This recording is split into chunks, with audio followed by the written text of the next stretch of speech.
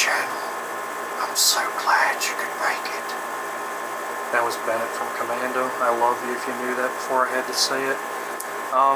Yeah, this is my new channel. I decided to start this one up because I want to upload videos much more often to YouTube than I have been, but I'm afraid that if I upload any vlogs about my daily thoughts, observations, experiences, and what have you to the Connell Cochran channel, that a large percentage of my viewers might unsubscribe just because they probably subscribed in the first place with the expectation that it was going to be nothing but sick, demented, asshole-ish humor on that channel. So that's the way I'm going to keep it, over there anyway. But I'm going to upload a video at least every other day to this channel and just keep all of you updated with what's going on in my daily life. Today I had to go to work at noon. I work in an office in a hardware store. I do lots of paperwork all day long. I post inventories, file invoices, print out price stickers, update the pricing in our systems, a lot of really not so exciting stuff. But I get my own desk and the coffee's free and my supervisor's a really nice lady. And it's banker hours. I always get Friday and Saturday off. I realize banker's hours is usually Saturday and Sunday off, but yeah, still I get 2 days off a week, and they're consecutive days, so that's nice. Anyways, yeah, I went into work at noon today. I had to modify our purchase order and transmit it to the warehouse so that we get our order tomorrow. Not a whole lot happened. It was a very quiet day. My supervisor's not there on these days, so I don't really have anybody to talk to back there. I do have a radio to listen to, so I put on the Lions game, and they won. They won their season opener. I was happy about that. After that, I came home and took a long nap. Actually, I was out so long, I don't even know if it qualifies as a nap, like almost 4 hours, because I didn't get much sleep the night before. I'm a real night owl. I don't go to bed at reasonable hours. After I woke up, I checked my shit online, gathered up my supplies. I had to make my dinner over at Grandma's house, and then went to Grandma's house and watched the Tigers game on Fox Sports Detroit. They laid a vicious ass whooping on the Chicago White Sox. I think the final was 14-4, so I was happy about that. I watched scenes from The Dentist 2, Brace Yourself, starring Corbin Burnson, which is one hilarious movie. I recommend it to all of you. God, I love that movie so much. I love horror movies about Looney Tunes that are obsessed with their occupations. One day I'm going to do a feature-length horror film about like a pizza delivery guy or a plumber, I don't know. But whenever I do it, you all will be the first ones to know. I made myself a salmon steak with like black pepper, a little bit of oregano and paprika on it. Oven baked with a spinach salad and some strawberries, blueberries, and carrots on the side. Washed it down with Tim Hortons decaf coffee. God, I'm such a hippie diet, but it's been working for me.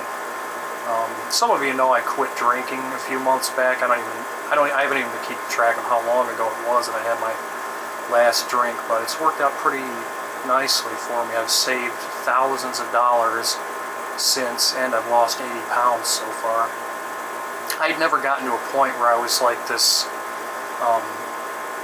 I was definitely abusing alcohol. I mean, I'd gotten to a point where I was drinking probably like 10 to 12 beers like every night, at least 5 nights out of the week. It wasn't ever like, you know, I would get the shakes or feel paranoid or insecure if I had never had a drink. It's just I was stupid with it, and it just, after a while, no night sounded like a bad night to drink. It was just something I ended up doing every single night to cap off my evenings, and it took its toll physically. I got up to 325 pounds, and it got to a point where I was sweating profusely every time I stood up, which scared the holy living shit out of me. And a couple of months ago, some of you know this, my best friend died suddenly. He came home from work one day, laid down for a nap, and had a massive stroke. Now, he wasn't a very heavy guy. He used to be. He had bariatric surgery years earlier, and his death wasn't due to any long-term complications from that surgery. But losing Anthony, my best friend, just made death feel so much more real, especially given my physical condition. It just felt like this presence lurking around the corner, and all of a sudden death wasn't just a headline or something that I heard about from other people. It really, really felt like my life could just come to an end very suddenly, and seeing how crushed everybody was by Anthony's death gave me just a newfound determination to just live longer, live as long as possible for my loved ones, especially my brother. I'm really close to my brother. I'm closer to my brother than anybody else in the world, and I really, really, really hate to even think of him attending my funeral. Obviously we're all going to die someday, but it just all of a sudden the prospect of making it to 40 sounded really, really appealing. So just made several adjustments to my diet, aside from just no longer drinking. And yeah, everything's worked out pretty good so far. Came home from Grandma's house about 12:30. I'm recording this now. Once I've finished with that, I'm going to go downstairs and get it up on YouTube. Write a few people back on Facebook. I'm on Facebook. The name is Josh Destructor, in case any of you are interested in adding me there. And I'll come back upstairs after that, listen to a little bit of music, maybe brew up a cup of Celestial Seasons decaf green tea, which is delicious. God, such a hippie. And then I'll probably pop in an Elvira DVD. I like to fall asleep to DVDs. Even when I took my nap earlier, I popped in Drive-In Massacre, which was hosted by this local horror host named Creepy Clyde, whom I love. So, you know, probably pop in like a Elvira DVD.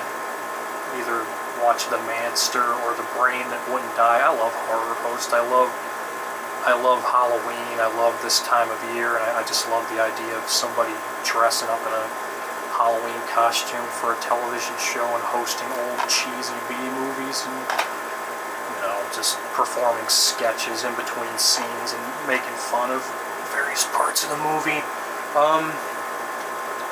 I really should have caught up on some of my reading today. I've been reading The Night of the Hunter by Davis Grubb. I've always loved the 1955 film starring Robert Mitchum, Shelley Winters, and Peter Graves.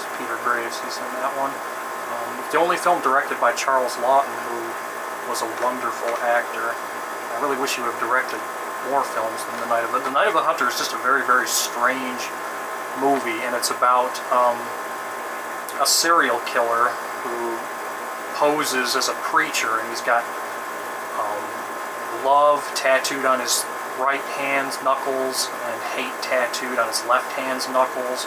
Carries around a switchblade and targets widowed women.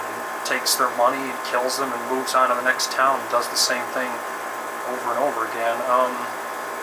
It's been a very good read so far. Sometimes I think Davis Grubb I don't think he's alive any longer. I think some of the descriptions he can kind of carry on with them, which takes the reader off course from the actual plot. But overall, it's been a very, very enjoyable read. I like to visit the source material of some of my favorite films. Once I've done with that, I'm going to move on to this hardcover Ego and Hubris by Harvey Pekar, the author of the American Splendor comics, which I love so much, and I was so saddened by Harvey's death last year. So saddened by that. I loved Harvey Pekar's work. And the film, American Splendor, starring Paul Giamatti and Hope Davis and Judah Friedlander, I love that movie. I recommend it to everyone I know, and of course recommending it to you guys. It's it's wonderful. It's so funny. And then once I've finished with that, I'm going to move on to this biography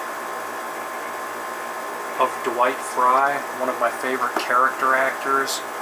Best remembered as playing Renfield in the 1931 version of Dracula, starring Bela Lugosi, and also as Dr. Frankenstein's hunchbacked assistant Fritz in the 1931 version of Frankenstein, directed by James Whale and starring Boris Karloff, it's one of my all-time favorite films. It's probably my second favorite. RoboCop and Frankenstein 1931 are my all-time favorite films. I have a hard time deciding which one is my absolute favorite, but I love Frankenstein 1931. It's just required viewing for me every October, and yeah, that should be an interesting read. I can't wait to dive into that one.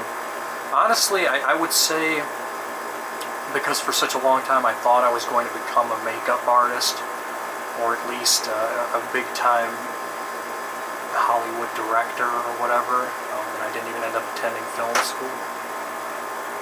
What's up, dude? Yeah, I'm just recording a vlog. That's Dave, by the way. Yep. He said, fuck you. I would say one of the most significant events of my life, this probably sounds corny as hell, but it's true, was watching Frankenstein 1931 version for the first time when I was a kid. I was like 4 years old. I rented it because I saw the cover of the box. It was along the bottom shelf in our video store, Mammoth Video, and I was just intrigued by the look of this main character, the monster, played by Boris Karloff, and I watched that movie, and again, the most significant event of my life probably was the scene where the monster backs into the room and turns around and faces Colin Clive and Edward Van Sloan, and there's like 3 close-ups on Boris Karloff's face, and you get a really good look at Jack Pierce's fantastic, legendary makeup design for the monster. And so much of who I am today, everything I've pursued between then and now, is because of that moment. I was just blown away by that makeup design, the way the light hit it, how well it complemented Karloff's face. I just wanted to know everything there was to know about the whole process for achieving such a makeup effect. Wanted to try that stuff myself. All of a sudden I wanted to see every other Universal Studios horror film that was available, and I did end up seeing most of them. There's still a few I have to see. My love of Halloween and this time of year stems from that. Just one of the most significant events of my hilarious little life. Yeah, I hope you folks enjoyed this first installment, and will stick around and subscribe and tell other people about this channel, about Dr. Chalice. Most of you know that my other channel's named after the villain from Halloween 3 Season of the Witch, so it only made sense to me to name this channel after his arch nemesis, the Doctor, played by Tom Atkins in that film. So yeah, Dr. Chalice. Stick with Chalice. And don't forget to watch the big giveaway at 9.